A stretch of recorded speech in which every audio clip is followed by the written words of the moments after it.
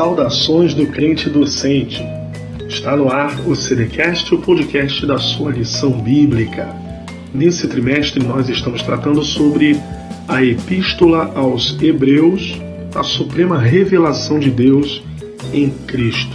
Revista Lições da Palavra de Deus, comentada pelo pastor Gisiel Gomes, da Central Gospel Editora. E nesta semana nós estamos na lição de número 5, que tem por tema um repouso para o povo de Deus. O texto bíblico básico se encontra em Hebreus 4, versículo 1 e do 3 ao 11. O texto áureo, texto ouro da lição, Hebreus 4, 9. Portanto, resta ainda um repouso para o povo de Deus.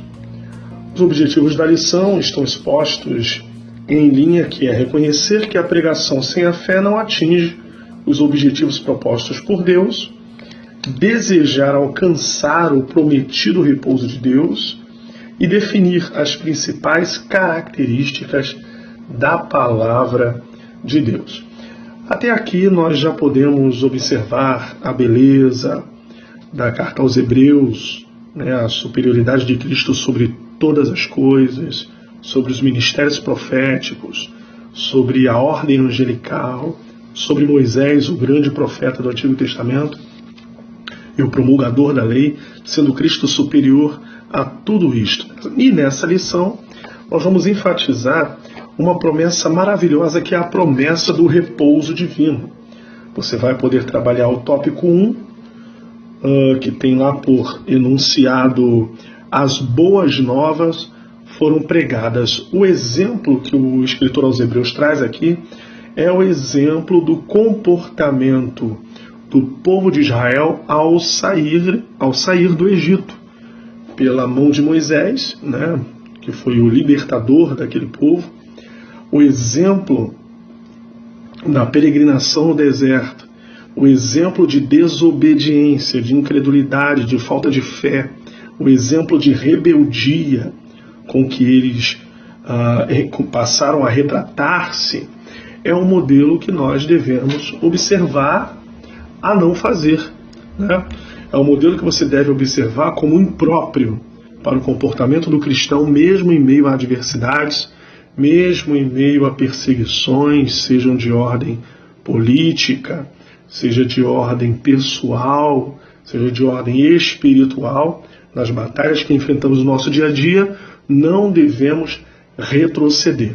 E ele vai dizer que aquele povo que saiu do Egito, que passou a peregrinar 40 anos no deserto por sentença divina, eles ouviram a pregação, eles ouviram as boas novas, eles ouviram a palavra de Deus sobre a vontade de Deus para a vida deles.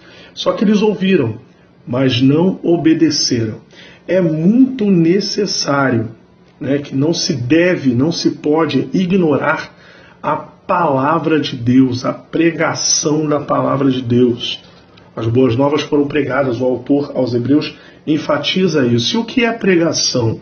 Alguém pode querer definir ou conceituar pelo menos o termo? Você pode entender que pregação nada mais é do que a proclamação, o anúncio da palavra de Deus, da genuína palavra de Deus. Pregação é proclamação, proclamar a vontade de Deus para o ser humano. E a pregação ela precisa atingir alguns objetivos. Deixa eu destacar 3, pelo menos, para você anotar aí na sua aula, Os 3 principais objetivos da pregação: tornar Deus conhecido por meio da palavra.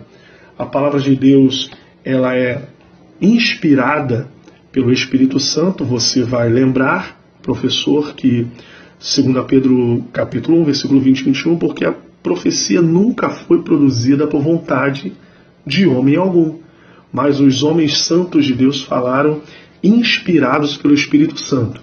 Então, os 3 objetivos que a gente pode destacar da pregação é tornar Deus conhecido por meio da palavra. O segundo objetivo é converter os pecadores, porque a fé vem pelo ouvir e o ouvir pela palavra de Deus. e consolar os fiéis, no sentido exortativo da palavra, né?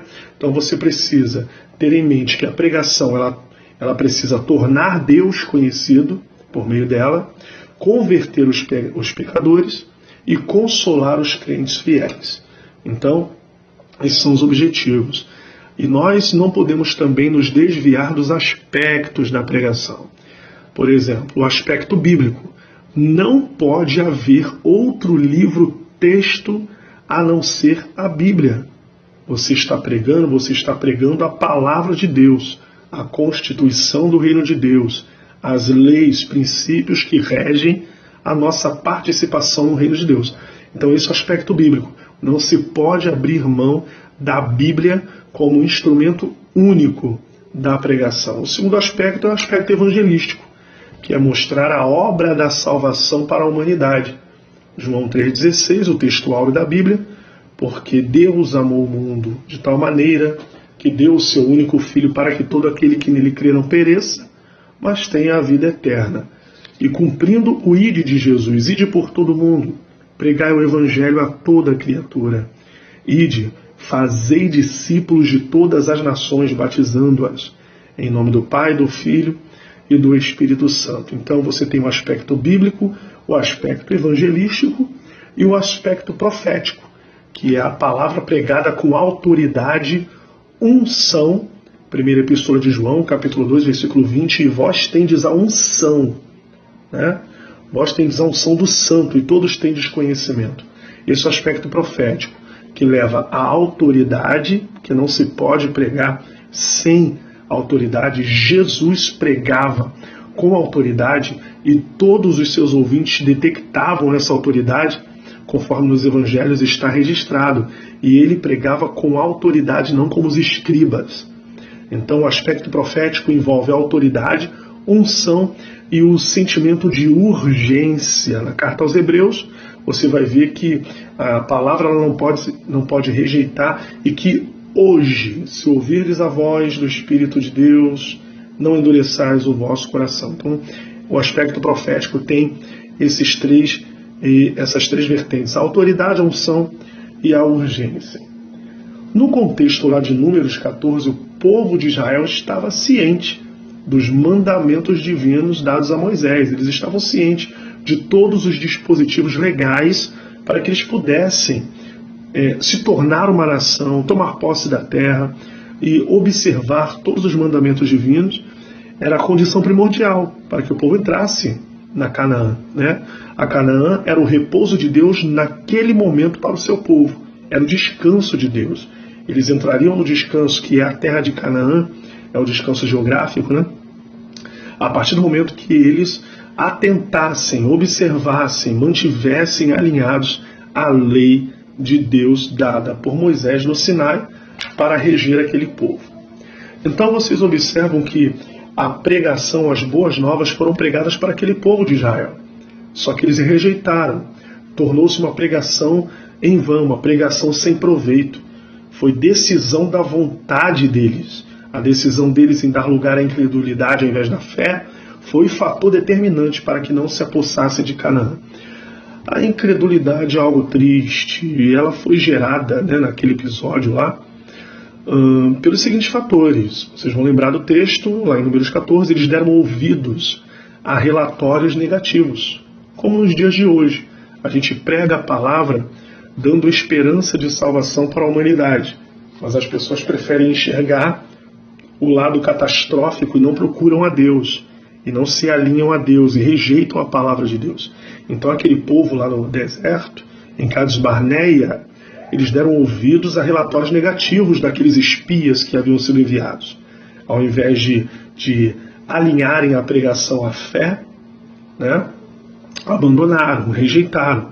Eles se deixaram influenciar por pessoas que tinham mais visão do passado do que do futuro. Eles se levantaram contra a autoridade de Moisés e, ao invés de unirem a palavra à fé, preferiram dar lugar à incredulidade.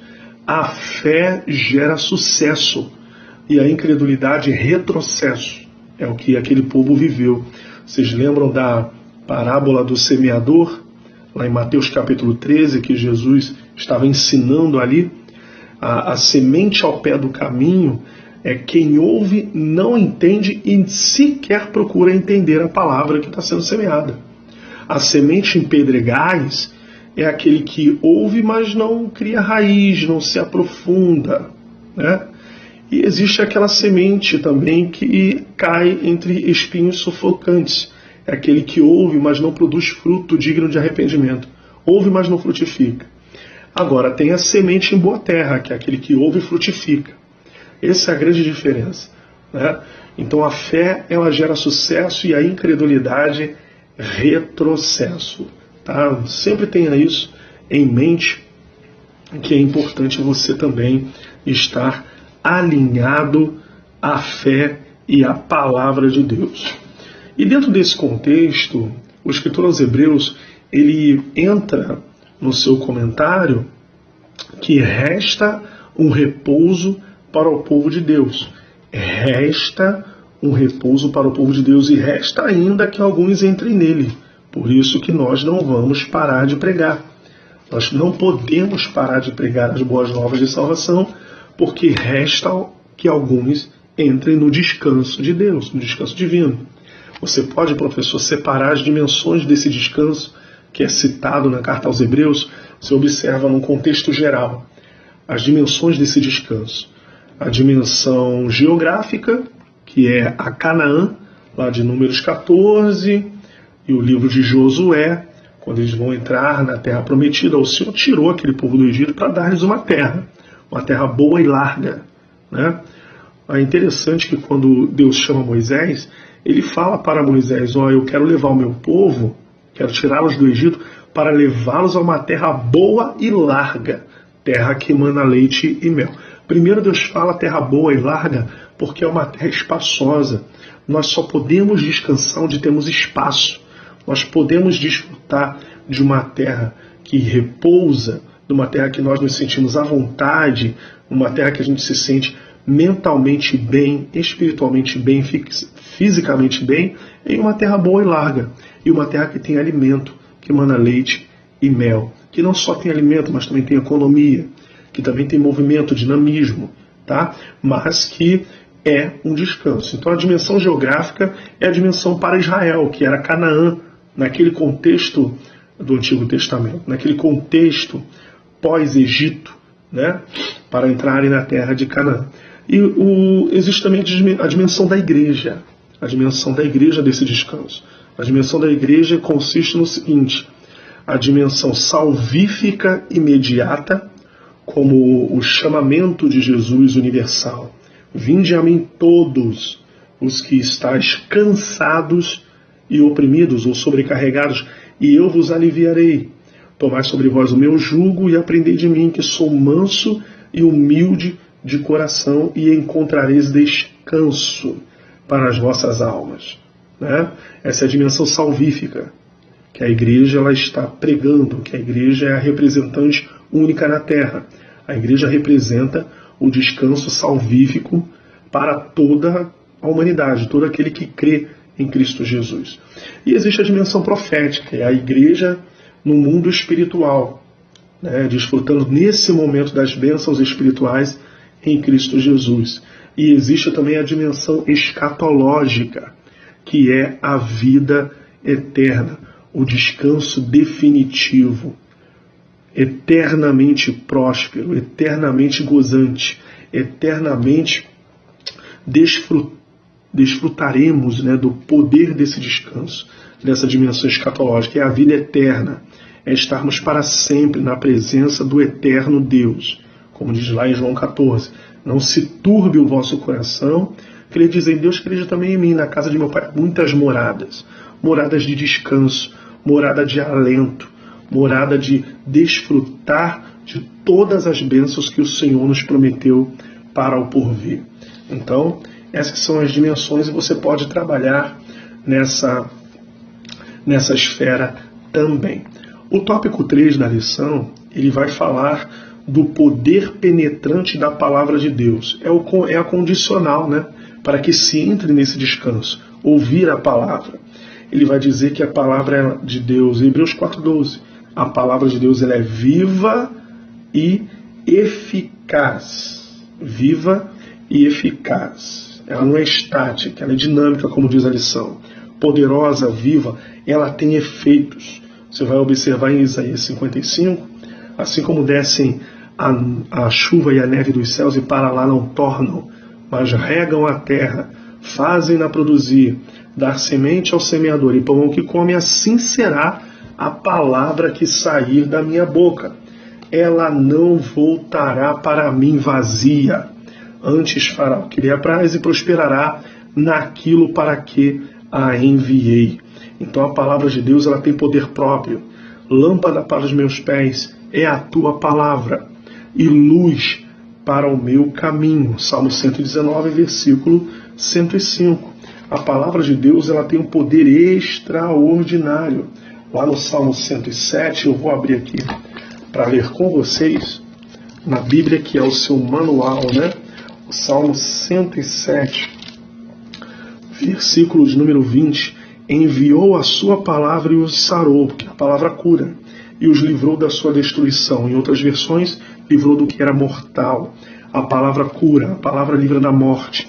A palavra de Deus, ela tem poder para mudar situações, para mudar pensamentos, mudar ideias e mudar conceitos. Tá? Isso é muito importante. Onde a palavra de Deus atinge? Ela atinge o mais íntimo do ser humano. Ela é viva, eficaz e mais penetrante que espada. Ela não é comparada a uma espada somente aqui em Hebreus capítulo 4, 12. Lá em Efésios 6, versículo 17, ela é chamada de espada do Espírito, que é a palavra de Deus. Ou seja, é uma arma de ataque contra as forças do mal. É uma arma de ataque contra todos os intentos malignos. Tá?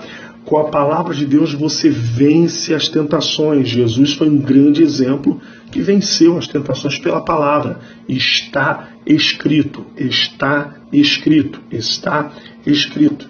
Ela é mais penetrante que espada alguma de 2 gumes.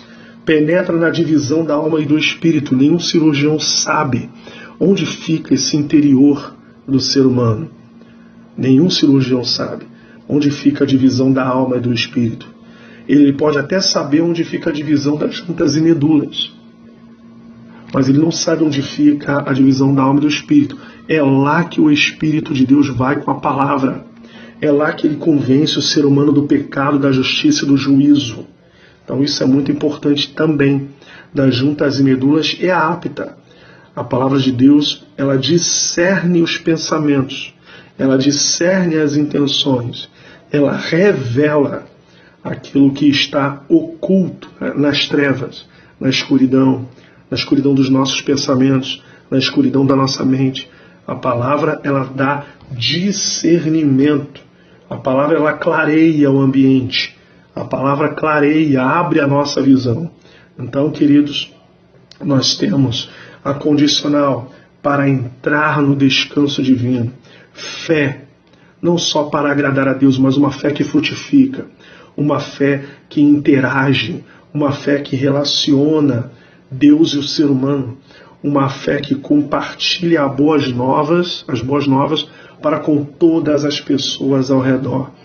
Então nós temos também precisamos rejeitar a incredulidade. A incredulidade é algo muito triste, é algo muito triste. A pessoa não crer, dar lugar à incredulidade, como aquele povo deu lugar à incredulidade, apesar dos milagres, apesar das manifestações de poder. Nós não podemos agir como aquele povo. Aquele povo foi exemplo de rebeldia e desobediência. Não podemos seguir o passo deles. Nós precisamos estar alinhados à palavra de Deus, à promessa que Deus havia feito a Abraão, a Isaac e a Jacó. Lembra que Moisés, quando Deus se apresenta a Moisés, eu sou Deus de Abraão, Deus de Isaac e Deus de Jacó. É Deus que prometeu, é Deus que viabiliza, Deus que abre portas, Deus que abre caminhos para que a promessa dele se cumpra. O descanso divino é prometido para todos nós.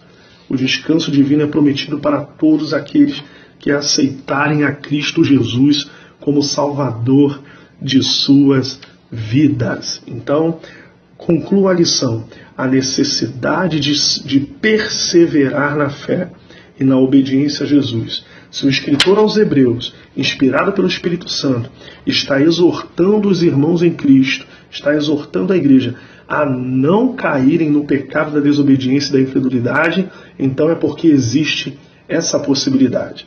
Não existe essa de uma vez salvo, salvo para sempre. A necessidade de perseverança é primordial para a minha vida e para a sua vida, viu? Então, nós vamos encerrar aqui. Não esqueça de estar inscrito em nossos canais, @crentedocente, Facebook, Instagram e YouTube, e acompanhar semanalmente as nossas lições como subsídios para a sua aula, a ministração da revista Lições da Palavra de Deus, da Central Gospel Editora. Um grande abraço, fiquem com Deus. Um abraço.